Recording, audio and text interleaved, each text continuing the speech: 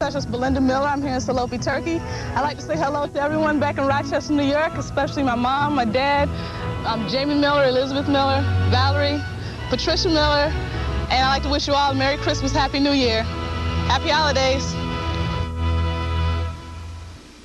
To our world, peace on earth from CNN.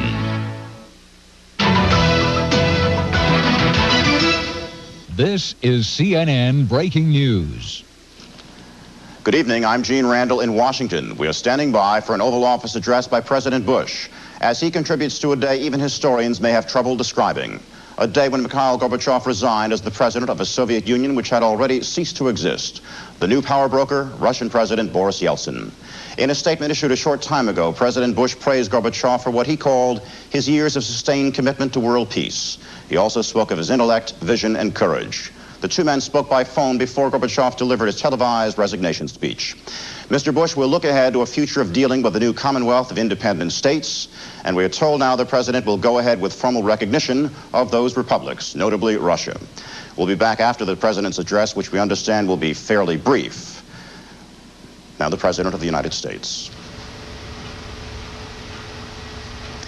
Good evening, and Merry Christmas to all Americans across our great country.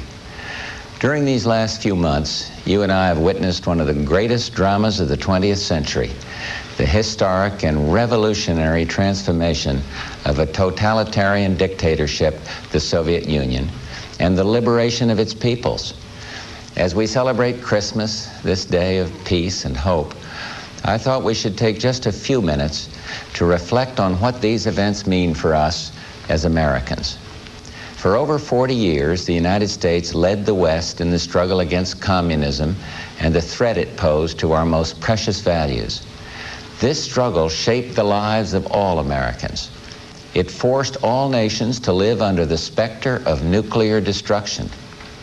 That confrontation is now over. The nuclear threat, while far from gone, is receding. Eastern Europe is free. The Soviet Union itself is no more. This is a victory for democracy and freedom. It's a victory for the moral force of our values. Every American can take pride in this victory, from the millions of men and women who've served our country in uniform to millions of Americans who supported their country and a strong defense under 9 presidents. New, independent nations have emerged out of the wreckage of the Soviet Empire. Last weekend, these former republics formed a Commonwealth of Independent States. This act marks the end of the old Soviet Union, signified today by Mikhail Gorbachev's decision to resign as president. I'd like to express on behalf of the American people my gratitude to Mikhail Gorbachev for years of sustained commitment to world peace and for his intellect, vision, and courage. I spoke with Mikhail Gorbachev this morning. We reviewed the many accomplishments of the past few years and spoke of hope for the future. Mikhail Gorbachev's revolutionary policies transformed the Soviet Union.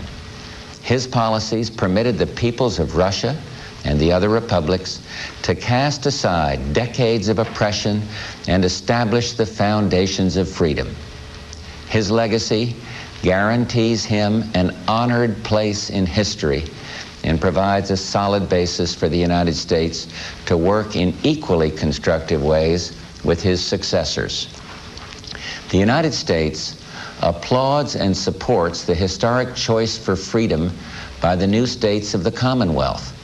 We congratulate them on the peaceful and democratic path they have chosen and for their careful attention to nuclear control and safety during this transition. Despite a potential for instability and chaos, these events clearly serve our national interest. We stand tonight before a new world of hope and possibilities for our children, a world we could not have contemplated a few years ago. The challenge for us now is to engage these new states in sustaining the peace and building a more prosperous future.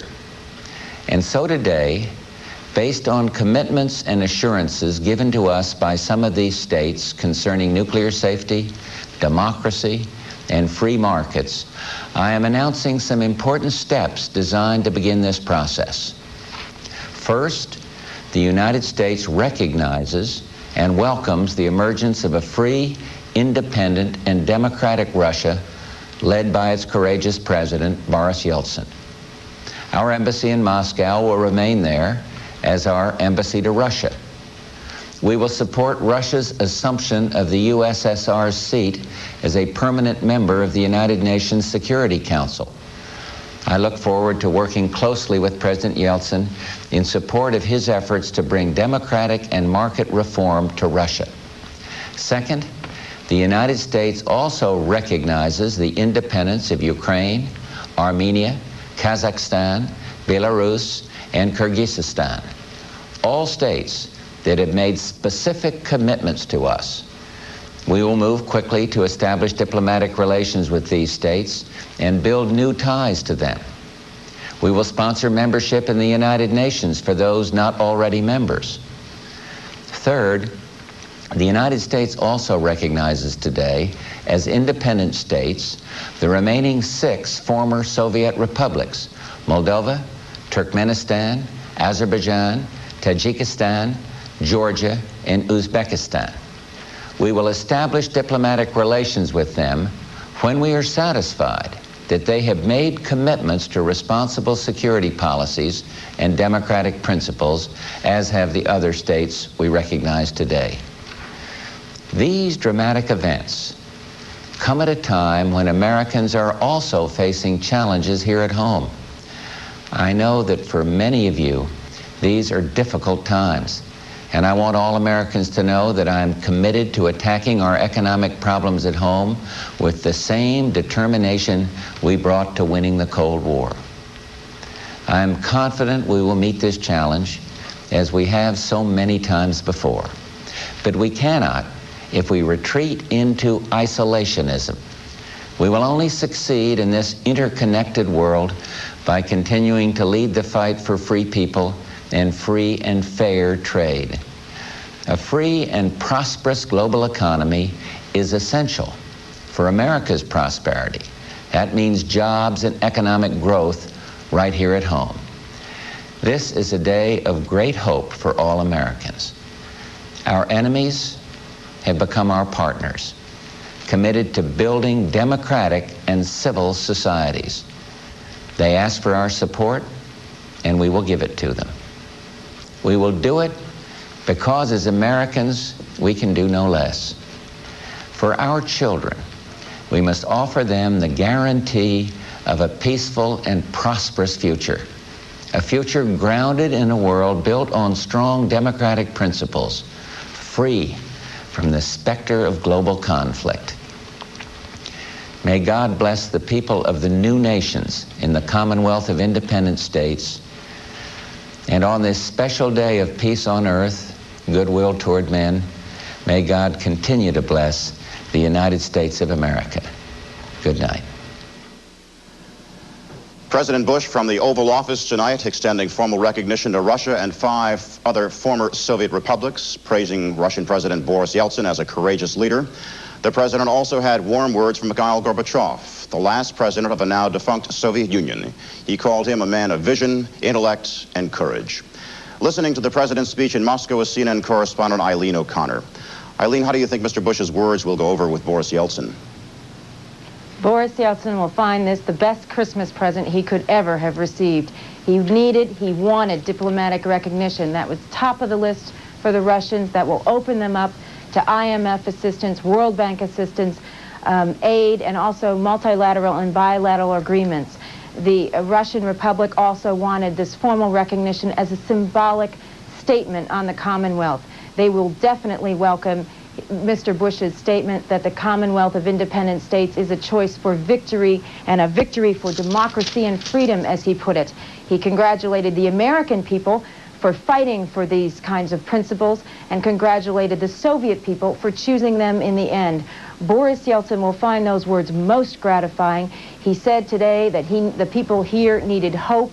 They needed to believe in something. He will use these words by Mr. Bush to show the people that the outside world is accepting him as a leader, accepting this country as an independent state, and that there is a basis to go forward with this Commonwealth, that they need now to push ahead with economic reform, and they definitely need help from the United States in that quest. Gene? Eileen, thanks very much. Nice work by all of you today in the Moscow Bureau. Listening to the president in Atlanta was Daniel Papp, director of the School of International Affairs at Georgia Tech. Dr. Papp, any way to characterize the historical significance of this day? The events of today, the disappearance of the Soviet Union and Gorbachev's resignation, are as significant as the conclusion of World War II and the conclusion of World War I. Historians in the future will have to regard it at that level of significance. And how do you suppose Mr. Bush responded to the events of this day? President Bush's response, from my perspective, was close to perfect. He provided recognition for Yeltsin and for Russia, as Eileen correctly observed, was at the top of the Russians' list. This will open avenues for aid to flow to Russia and to other republics as well. He also used the recognition tool as a way to prod several of the other republics, several of the newly independent states, which have not yet agreed to things like human rights and democratization, to move them in that direction. This administration, as you know, has been criticized in the past for being somewhat behind the curve on events in the Soviet Union, for not being ahead of events. But tonight you're saying it understood clearly the nuances of what was at hand. I think so, and I was not one, and I would still not be one, to have criticized the Bush administration for being behind the power curve. The reason for that, we must again think back to how unsure everything was as recently as August of this year. That coup, when it occurred, had the potential to move everything back into the battle days of the past, of the height of the Cold War. Fortunately, through a combination of strength on the part of Boris Yeltsin, on the part of activism on the part of Soviet peoples, and I might say also as the result of global media and strong support from outside what was then the Soviet Union, that coup did not succeed. Dr. Papp, on practical terms, how does the United States proceed now? Does it simply proceed with Russia as it would have proceeded with the Soviet Union? We have to proceed, of course, with the more powerful and potentially powerful of the newly independent states, of the Commonwealth of Independent States. Here we have to concentrate on Russia very definitely. We also have to concentrate on the Ukraine. I would argue that Kazakhstan, with its mix of Russian peoples and Kazakh peoples, is a potential flashpoint for the future, which will also become very important down line, not only for the United States, not only for Kazakhstan, but also potentially for the peace of the world as well. And is there a fine line between dealing with Russia on that kind of footing and helping Russia build itself into the kind of behemoth which is feared by many of those other republics? The other republics, the newly independent states that came out of what used to be the Soviet Empire and what was before that the Russian Empire, have 4 or 5 centuries of fear of Russian imperialism. So there is, in fact, a fine line. I believe Yeltsin, however, has begun moving in exactly the correct direction by guaranteeing territorial integrity of the other newly independent states. That fear will be there, however, on the part of the other newly independent states, that a stronger Russia in the future, at the beginning of the 21st century perhaps, could in fact become once again an imperial Russia. Yeltsin is clearly trying to prevent that, however. Let me ask you finally, Dr. Papp, we have known Boris Yeltsin to this point as the leader of the opposition, the very powerful leader of the opposition. Now he has power. Did you see a different Boris Yeltsin today on assuming that mantle of power? Yeltsin, for the last several months, actually in the months preceding the coup, from the time in July of this year when he took over as president of Russia, has, I believe, begun to act more statesmanly. He has begun to act with a greater degree of confidence and a greater degree of assertiveness, measuring his words. I believe that was evident again today during his interviews with Steve Hearst. It is a guy that we are going to have to put our faith in, put our trust in for at least the near-term and mid-term future. I'm told we have a bit more time, so let me ask you about Mikhail Gorbachev. How do you see his legacy? He began all this, didn't he? Without Mikhail Gorbachev assuming the General Secretaryship of the Communist Party of the Soviet Union in March of 1985, very little of this, perhaps none of this, would have ever transpired. Mikhail Gorbachev, from my perspective, will go down as one of the truly monumental figures of the 20th century.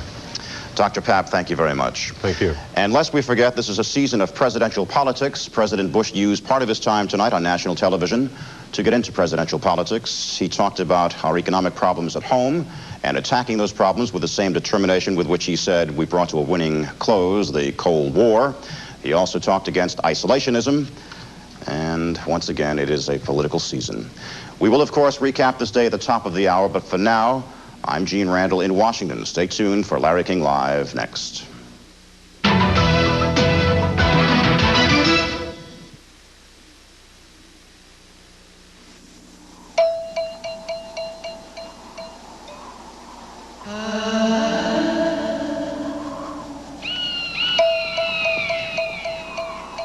In the heat of the sun.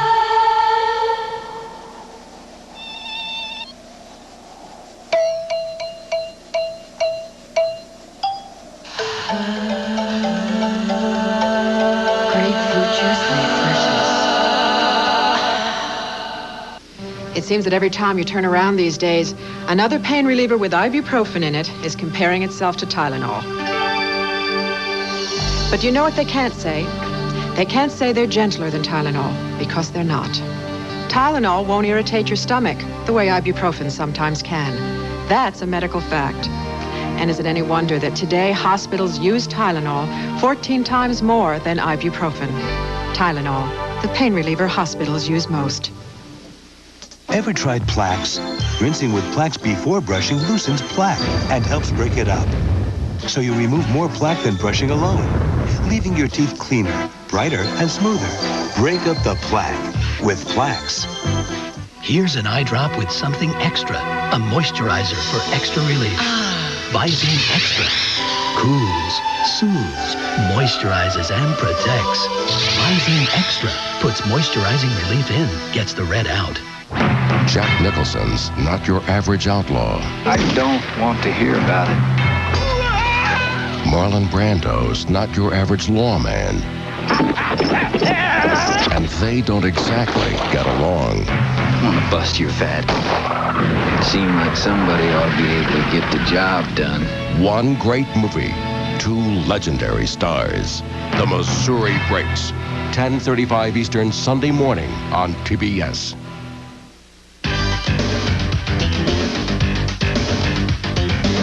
Welcome to Larry King Live. Tonight, life after Gorbachev. The world wonders what comes after the old hammer and sickle. Will the U.S. miss the old reliable rivalry? Now, here's Larry King. Good evening from Washington and Merry Christmas. And while much of the world was distracted today by the business of celebrating Christmas, Mikhail Gorbachev signed himself and the Soviet Union out of business without ruffles or flourishes. The Russian flag has replaced the hammer and sickle over the Kremlin. President Bush and other leaders spoke well of Gorbachev, and with good reason. Nobody is sure what happens next in the new Commonwealth of Independent States. From the Russian capital, Moscow, we welcome CNN correspondent Eileen O'Connor, Vice President and former Moscow bureau chief Stuart Lurie, who was in the room with Gorbachev today when the U.S.S.R. passed into history. And I know, Stuart, you have covered that scene a long time. What was it like emotionally? Larry, you can't imagine the scene in that room. Mikhail Gorbachev was relaxed. He sat down at the table.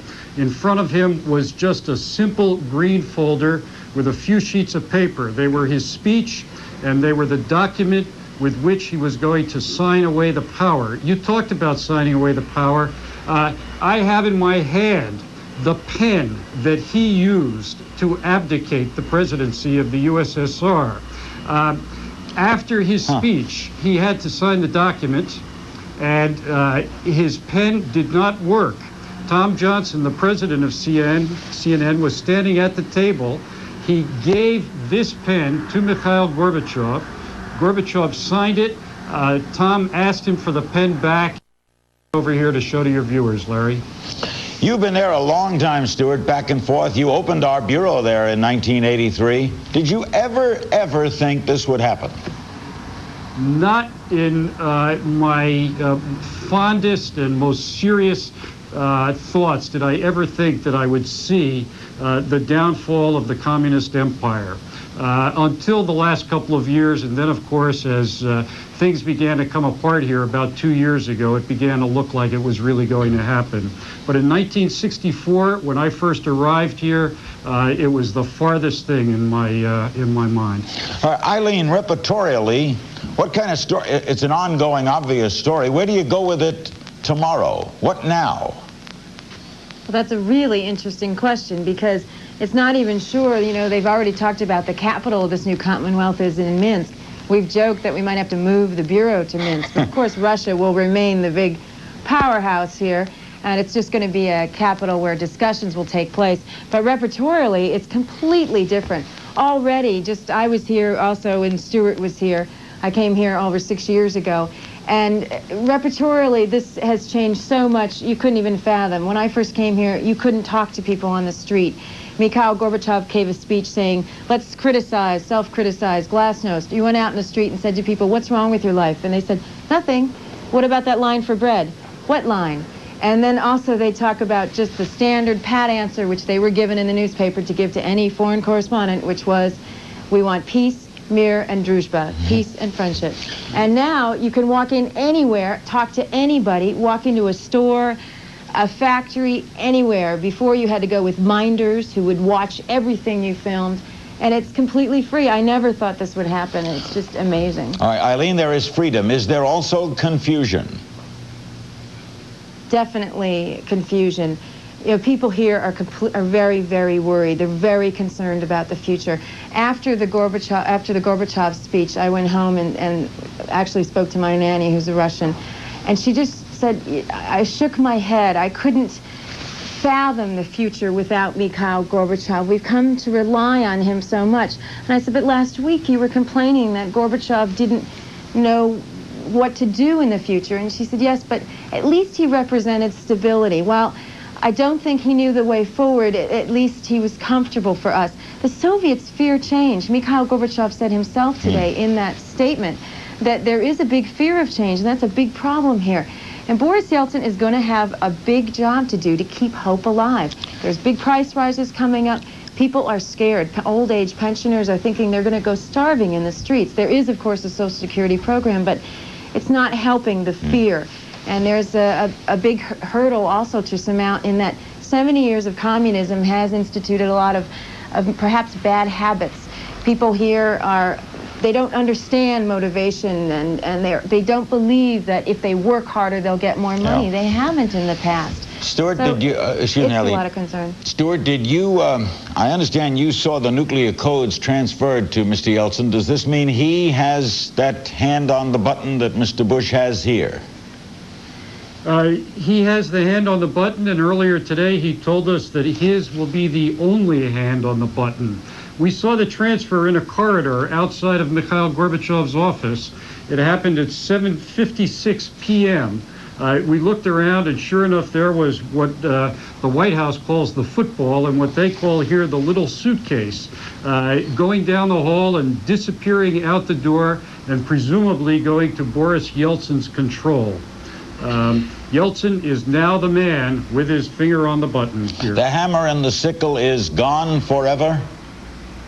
It looks like it's gone forever, Larry. Behind us back there, the flag of Russia is now flying over the Kremlin. The hammer and sickle is down. Incidentally, I saw a couple of lowly workers, taking away the flags that came down over the Kremlin. They were taking them home for souvenirs. Where's Mr. Gorbachev going immediately? Do you know, Stuart? He said he's going to rest a little bit, and then he is probably going to go to work in a think tank that has already been founded and that will carry his name. It's going to be called the Gorbachev Institute for short.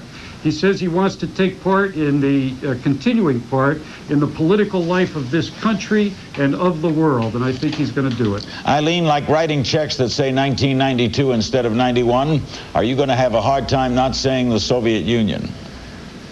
I'm already having a hard time saying the Soviet Union and the Soviet people.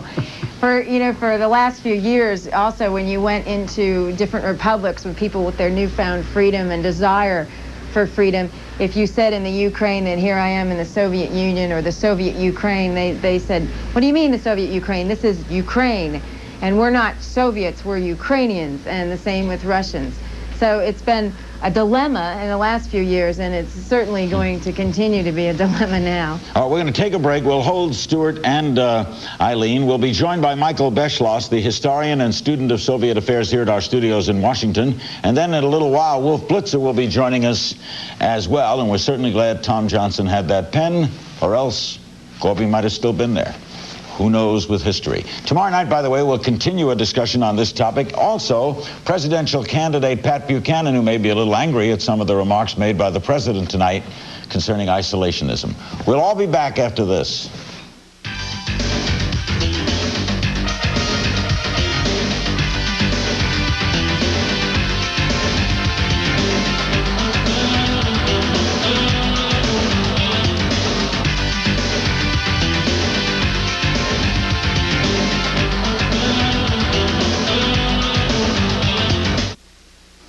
Car and Driver magazine declared its road manners are in the import vein, but comfort is better. And if you're wondering what else they had to say about the new Oldsmobile 88 Royale, call 1-800-332-OLDS. We'll send you their complete test drive evaluation on video cassette, free. Because when Car and Driver says the new 88 has hit the elusive style mark, it deserves more of your time than we can give it here. Oldsmobile, the power of intelligent engineering. Recently, Stouffer Hotels hosted the chairman of Dow Jones, held a meeting for the president of AT&T, planned a banquet for the CEO of Avis, and welcomed lots of other important presidents, too. In fact, maybe the reason we're one of America's top-rated luxury hotels is that our presidential suites are so often filled with presidents. Stouffer Hotels and Resorts. You can depend on our good name. Da-da-da! Go ahead, Dad. Make a wish. Happy anniversary, Dad. To your 5th year without cancer. Out of every 10 people in America who get cancer this year, only 4 will still be alive in 5 years. Now, aren't you glad you got a second opinion? We believe you can improve on those odds. Just call Cancer Treatment Centers of America, 1-800-227-3300. It could save the life of someone you love. The world is waiting outside. Inside, there's the good taste of Smucker's. Surprisingly under 20 calories, and you're not adding any fat. A good way to start your day.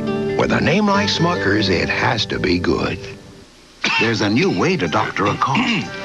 Robitussin cough drops. Try this. It's new. With an active ingredient that speeds soothing relief to your cough. Try this. It's new. New Robitussin cough drops. Cough drops from the cough experts.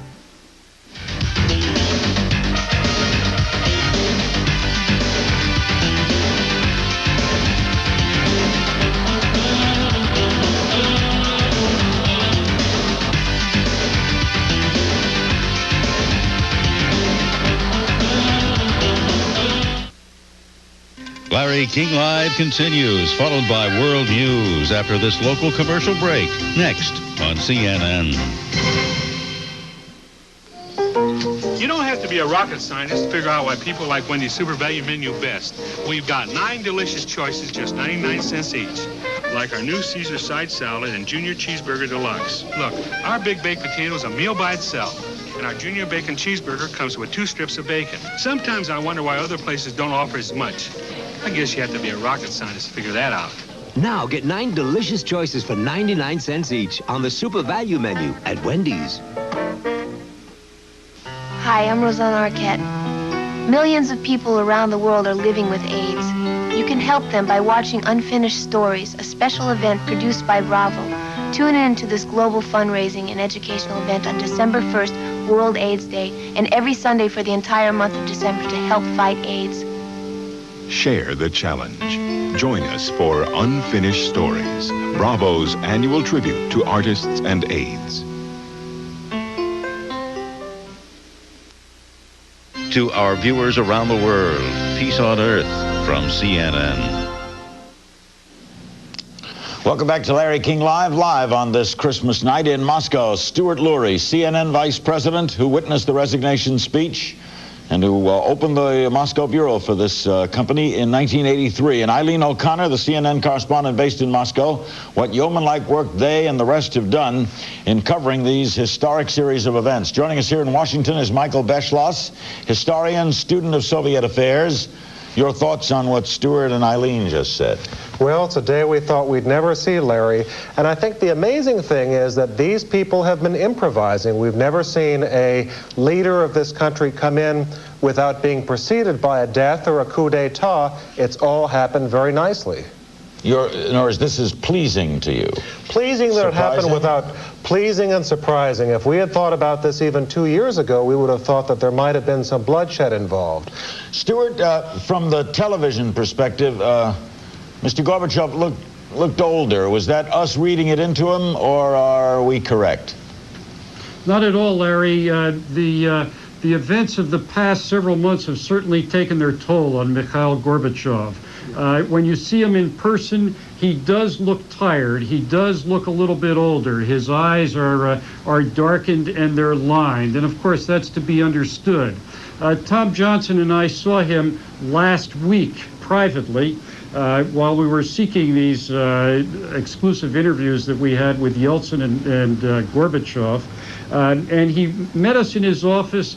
He did look tired, but he was trying his best to put us at ease. And at one point he asked Tom, how is the CNN empire doing? And Tom answered, it's doing very well. We had a very good year.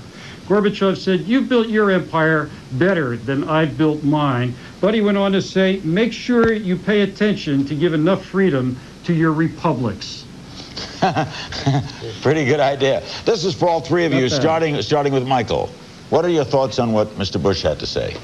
I think he's trying to put the best face on it. This is a president who's been very identified with Mikhail Gorbachev. He wants to make the transition to Yeltsin, but do it in a way that doesn't seem as if he's dropping Gorbachev like a hot rock, because people have memories. The other thing that's amazing is that he almost does not allow himself the luxury of expressing a thought on foreign policy without quickly saying, folks, I'm also worried about the economy. I think we'll see a lot more of that in the next 6 months. Eileen, what did you think of what the president said? Well, I think it was certainly welcome words for Boris Yeltsin and for the entire Soviet Union, former Soviet Union, this new Commonwealth of States. They certainly needed that diplomatic recognition. They felt it was a stamp of approval by the international community.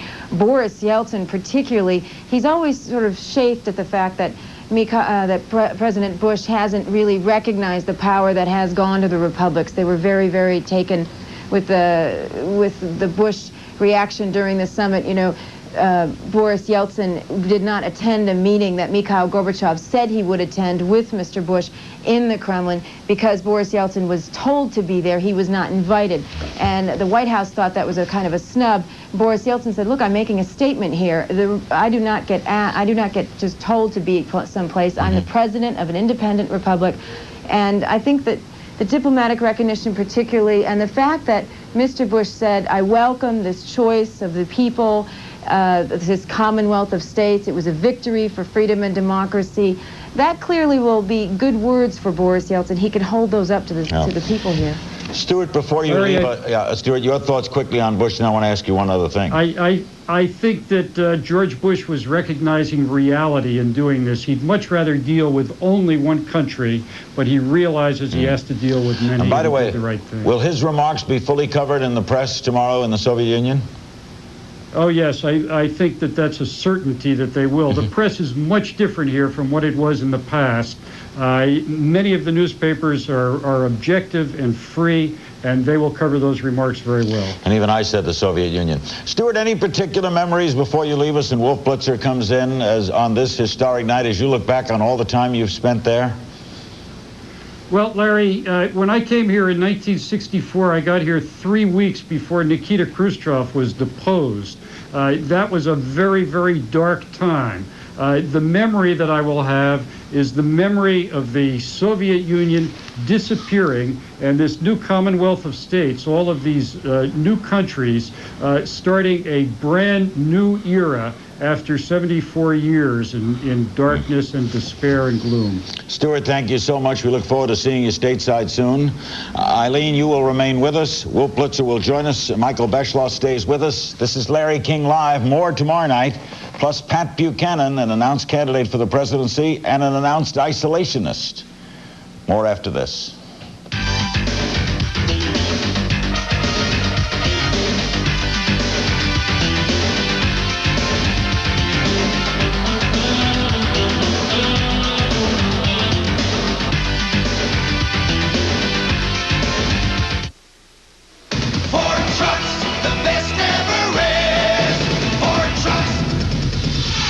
First compact truck in America was an import, remember? Uh-huh.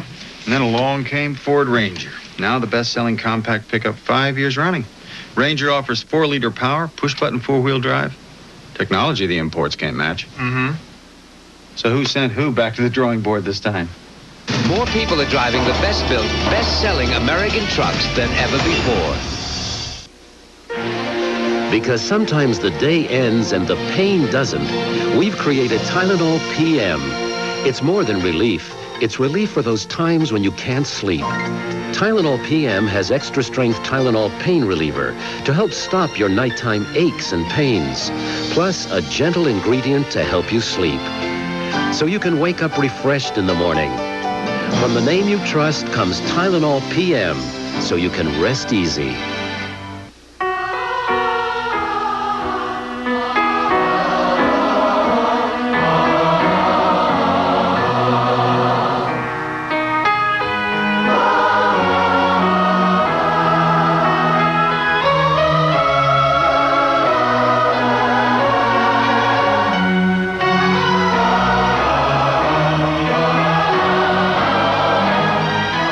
So much to celebrate. Corbel Champagne. Hey, how about a little round mark?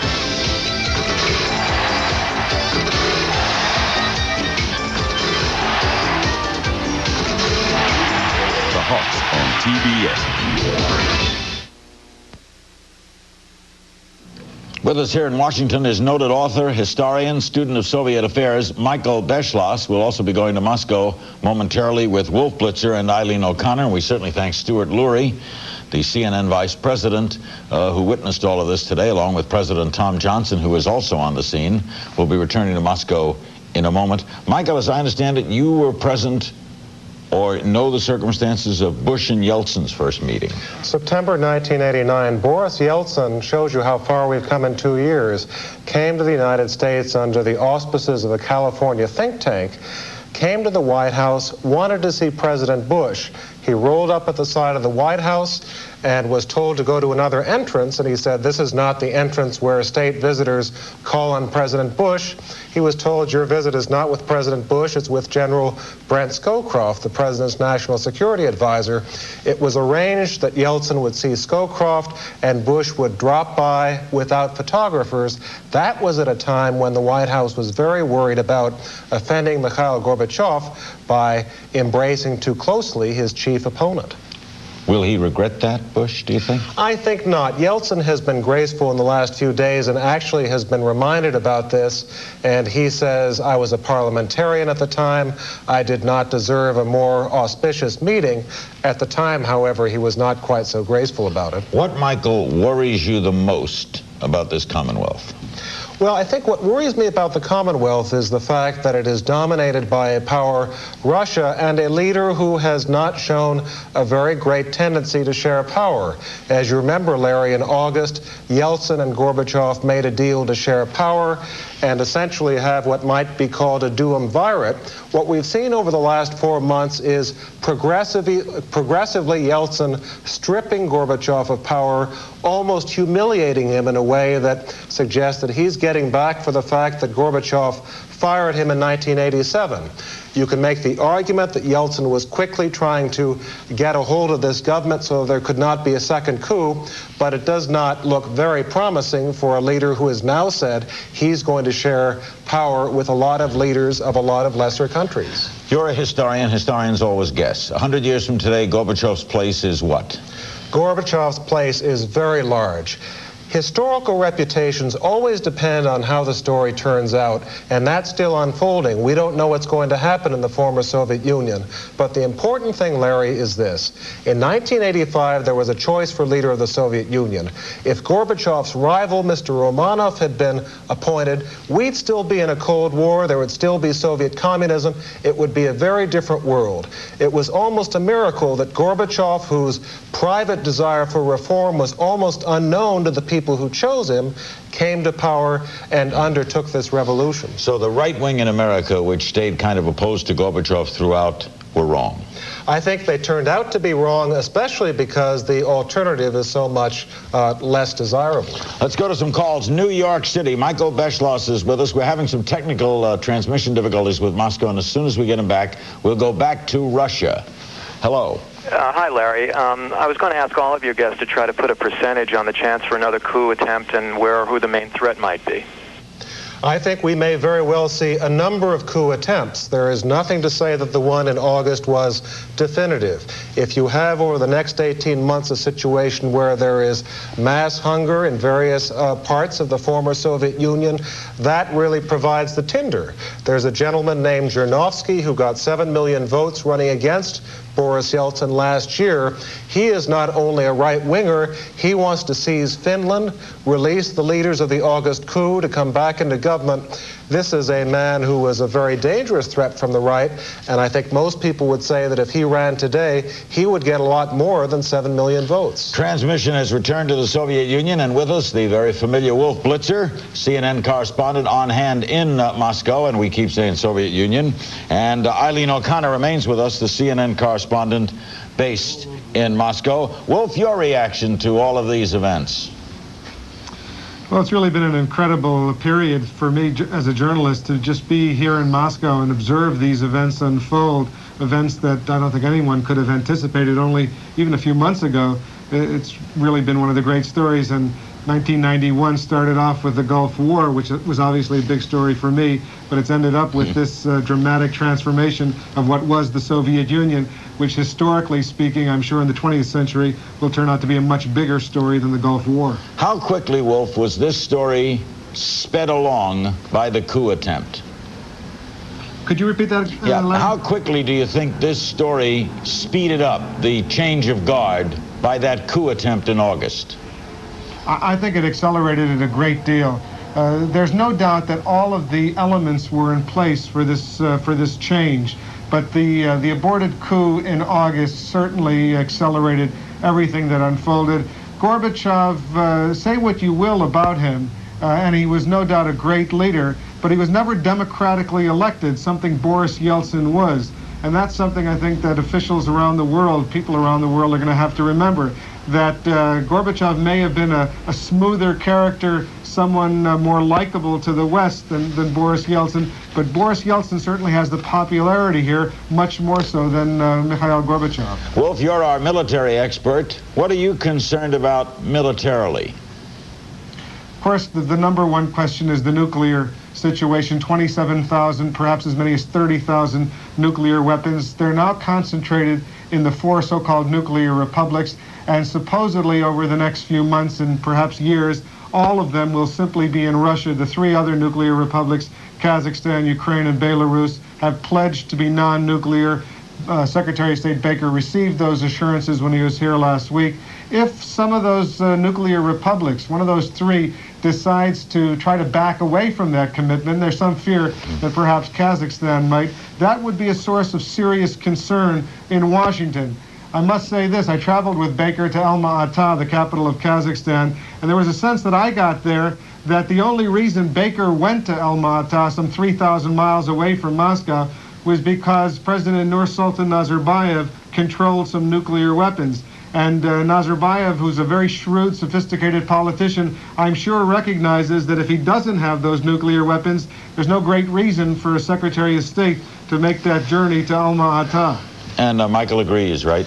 I not only agree, but you know, Larry, nuclear weapons confer power, and this is a very good example of it. We always hear about the fact they can't be used, can't be fired perhaps, but if you have someone like Nazarbayev who feels powerless, his people are starving, he wants concessions from the West, you can have a potential for nuclear blackmail. Eileen, does Robert Strauss stay on? Is he now ambassador to Russia?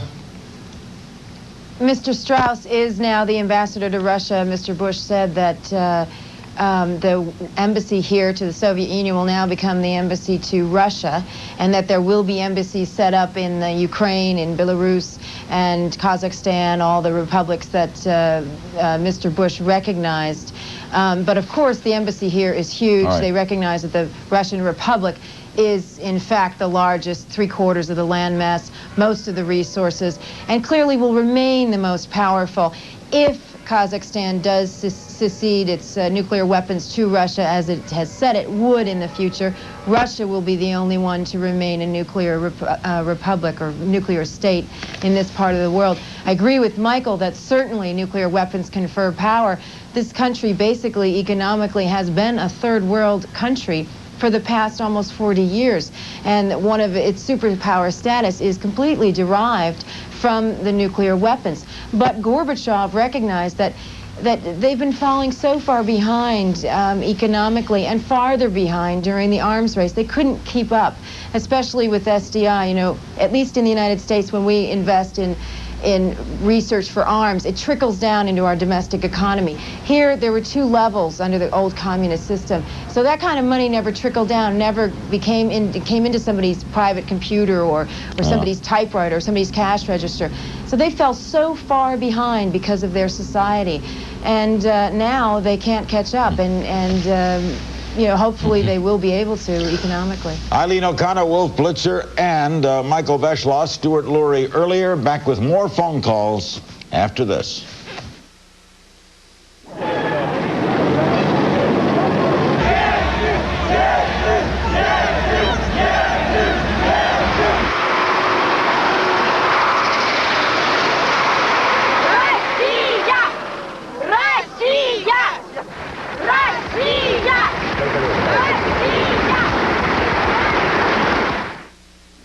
Hello, I'm Susan Rook. At the top of the hour, momentous events today. The course of history is changed. Mikhail Gorbachev resigns. We will have comprehensive coverage. And did Christmas shoppers help the struggling U.S. economy? World News is right after Larry King.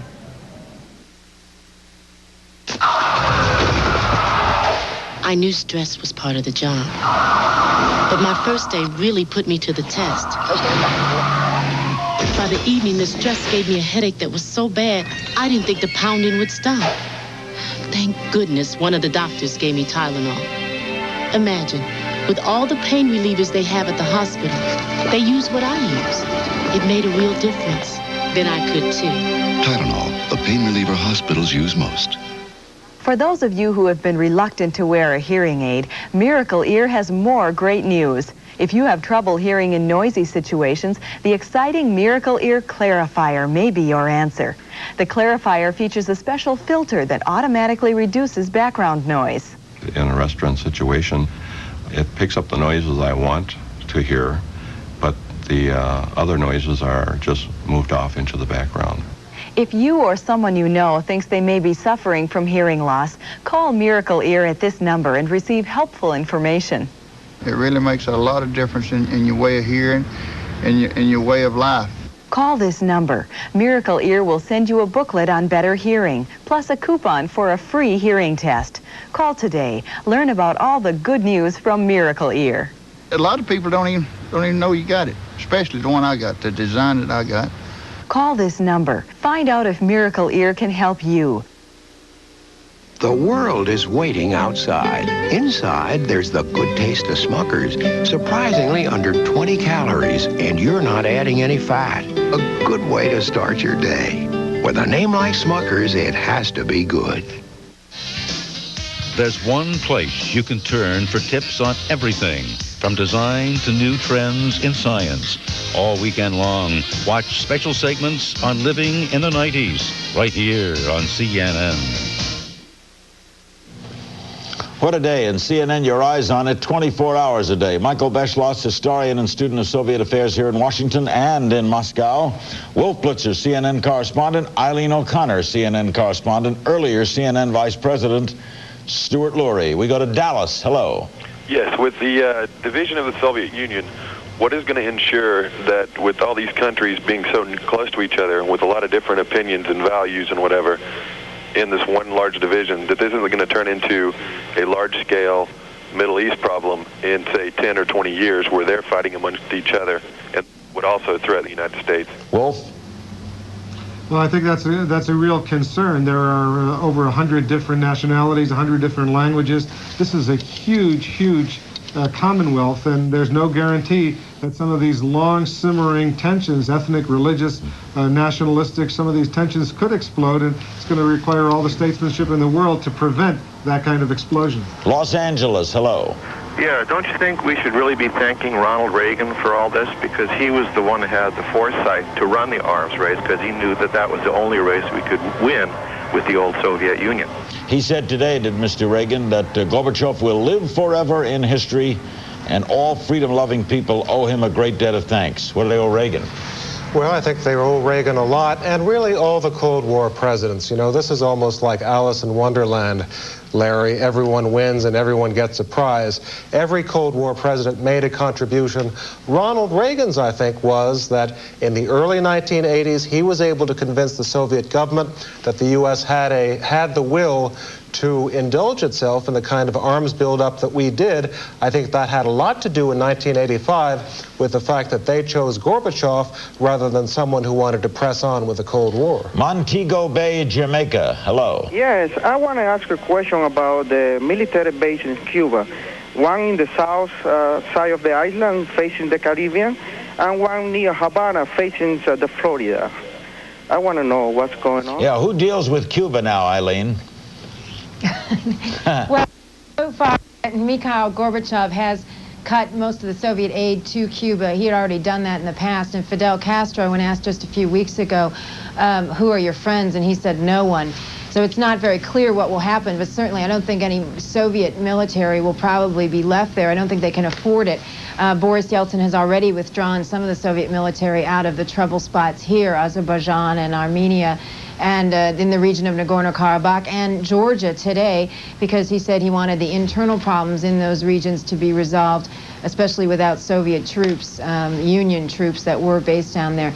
I'm not exactly sure what will happen. Maybe, Wolf, do you know anything about that? Well, there's no doubt that Cuba is isolated right now. This country is broke. In fact, Gorbachev in his speech today basically acknowledged that this arms race that the former Soviet Union was forced to endure over these past 40 years or so made this country bankrupt, that it was a mindless arms race. He said there's no threat facing this Commonwealth today, and what is necessary is to convert all of those defense industries, all of that military expenditure to civilian productive purposes. I think there's going to be a tremendous reduction in military spending here. The 4 million man Soviet army is very quickly going to be a 2 million man army, and probably will go down to about 1 million relatively soon. That leaves Castro where, Michael? Leaves Castro dangling, getting his people to use mules instead of tractors. But the caller from Jamaica is worried about military bases there. Well, I think that's right, and worried that Castro might be a Samson trying to bring down the temple if he has nothing to lose.